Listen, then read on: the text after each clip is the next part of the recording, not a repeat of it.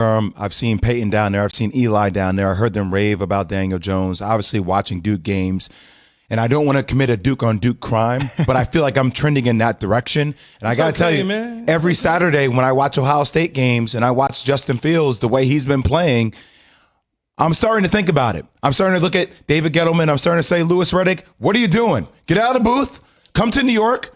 Let's make some of the right changes internally. Let's get Saquon Barkley back. Let's start trending in the right direction. Let's quickly clean up what Key said there. Peyton Manning, offensive coordinator at Tennessee, David Cutcliffe, head coach for Eli Manning at Ole Miss, David Cutcliffe, head coach at Duke for Daniel Jones, David Cutcliffe. By the way, to bolster both of you guys, 9th straight game of the turnover for Daniel Jones, longest active streak in the NFL, 13 turnovers in 8 games. Stats incredible, brought to you by My Computer Career, training for a better life. Last word on Gettleman, drafted Saquon number 2. If that doesn't work out, drafted Daniel Jones number 6. If that doesn't work out, and I know you guys hate using this word, but the New York media is all over their Bust. 4th overall pick, Andrew Thomas, calling him an absolute bust less than a half year in to his NFL career, and he's supposed to be protecting Eli Manning. I know you guys hate those words, but if a GM whiffs on 3 top 10 picks, all on offense in an offensively driven league, I mean, what in the world do you really want? Be a part of Keyshawn, J. Will, and Zubin Nation on the Dr. Essentially, everything you just heard. Giants with a touchdown, driving in for a 2-point conversion. And you got Daniel Jones trying to hit Dion Lewis, coincidentally one of Brady's old teammates. I know, right? He's been around forever. Yes, Man, he has. he had a hell of a kick return to start the second half, though. I'll tell you that. Yes, and the man at the center of it all, Antoine Winfield Jr., who, I recall his dad was a pretty good player back in the day. Was a good corner in Minnesota, good corner in Buffalo. And his son? Smaller guy, but strapped, feisty. I like Twan. That was like one of my fun DB buddies that I played against. Because he wasn't disrespectful. He wasn't nasty. He just played football and enjoyed it. He was a great, great player. His son is turning out to be a great player, too. People are very high on him, but he was at the center of it all for a PI that was essentially thrown down, flag picked up. Anyway, the Giants, again, a heartbreaker. Think about this for a second. It's so funny, though, but I knew that. I wasn't going to let myself fall into that trap. As I set up and I watched from beginning to end, I've seen every single snap.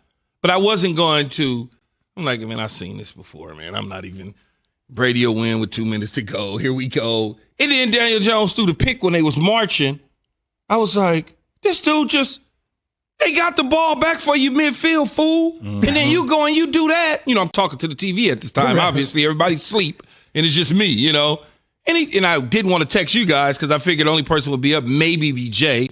All the rest of the producers, they go to bed like at 7. So it's like, I just was like, I knew it was going to happen, though. I just knew Brady was just.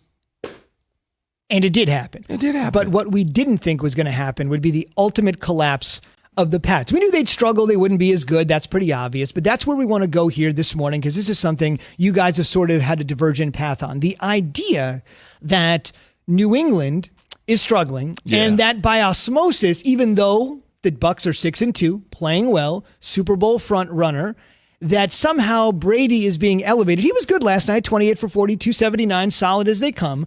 But the fact that his play and the Bucs play is a little artificially elevated because of what's going on in New England. Is that legitimate? I think it kicks it up a notch.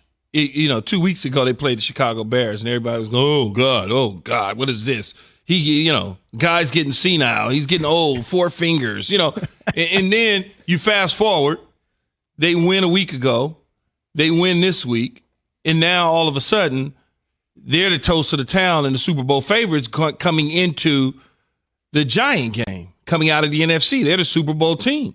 And I'm sitting there and I'm saying to myself, okay, we need to stop kicking it up a notch. Yes, the Bucs are worthy and deserving of being in the position that they're in, but you can't tell me that over the last 3 weeks as Tampa Bay starts to play and win games and New England starts to suffer and lose games, that all of a sudden we're focused in on Brady getting to the Super Bowl. So when I say we, I mean as a media is wanting him to hurry up and get to the Super Bowl and the Pats not get there so we can create Brady's Super Bowl, Bill Holmes scouting combine. That's what they want to push that narrative. Now, Brady's played well, and he's deserving of the accolades that he's getting with the Bucs, but I just think that it's being pushed up a little too soon because all of a sudden we forgot about Seattle. We all of a sudden forgot about New Orleans. Even though Michael Thomas hasn't played, they continue to keep winning football games. Yeah, how about that? We'll talk about that later. And so you forget about those teams. You also forgot about Green Bay, even though Aaron Rodgers got a little stinker going. 2 weeks ago, after Chicago beat Tampa Bay, we were sitting there going, well, Nick Foles, this is a recipe that could get them to the Super Bowl. They run the ball, play defense, and he just doesn't turn it over. Those are the conversations. And as New England continues to lose now, the conversation keeps getting pushed by Tampa Bay's going to the Super Bowl, even though Russell Wilson just threw for whatever he threw for the other day. It's just my thought. Maybe I'm completely off on this. Who knows? No, I think you're on point. I think two things can both be true. I think, is there a push for the Bucs to get to the Super Bowl, considering the Super Bowl's in Tampa Bay? Of course.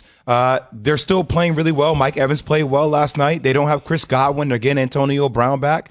I mean, they have the pieces. We both know that Tom Brady plays his best football November and December. Is there a push because the Patriots are not playing well and the Bucs are? Yes. But at the same time, I don't think a lot of people have forgotten about Seattle. But people do remember the fact that if you're going to use the argument, what happened with Chicago and the Bucs? All right, well, what happened with Seattle and Arizona? If you want to use the argument about what's going on in Green Bay, all right, well, how about the stinker that Green Bay just had with Minnesota? If you want to use the thing with KC, all right, KC versus the Raiders. Everybody has holes that they need to fill to a degree, Key. But you can't not acknowledge the fact that Tom Brady has 6 Super Bowl rings, 9 Super Bowl appearances, plays his best football this time of year that we're coming into. Look at the weapons that he does have. Those elements are true as well. Correct? He has his Super Bowls. He has his rings. And Tampa Bay is a hell of a football team. They're one of the top 3 teams.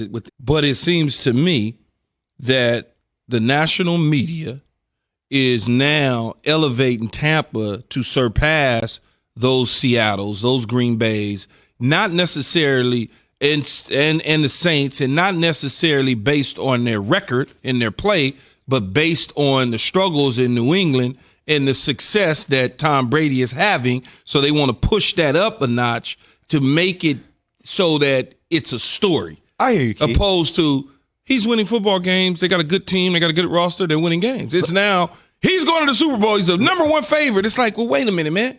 I think them dudes in the Pacific Northwest will have something to say. I'm with you. I think that's one team. I mean, I think Seattle. I mean, do you think Green Bay is better than Tampa Bay? Well, they played head-to-head. Do I think Green Bay is better than Tampa Bay? They played. No, I don't think so. Okay. No. I mean, so I understand what you're saying about. All right, we're going to break. We'll talk about that when we come back from break. I try not to answer you because he already told me go to break. I think Seattle is the one team that you can say if their defense continues to live up. Jamal Adams comes back. Dunlap, they're the team. But I don't know if any other team is better than Tampa Bay. The Saints beat Tampa. Go ahead, Z. You got to get the break. I understand. Beginning of the year, though. A lot of things. This is a different Tampa Bay team now. It's a week-to-week league. As you mentioned, Foles riding high. Now nobody wants him. By the way, the national media, full of guys like me's and you's. That's no, not me. I don't have a media credential. All right. Keyshawn, J. Will Zubin, presented by Progressive Insurance. Quoting home insurance just got easier with Progressive's Home Quote Explorer. Quote and buy all online at progressive.com. Still to come, we love the countdown clock here. We're 9.5 hours away from the NFL trade deadline. Big names on the docket. And speaking of big names, after missing 6 weeks now, are the 49ers ready to deep six it with Jimmy Garoppolo? That's on the way. This is Keyshawn, J. Will, and Zubin on ESPN Radio. The Patriots fell 3.5 games out in the division for the first time in 20 years. They're done. They're buried. We fell into this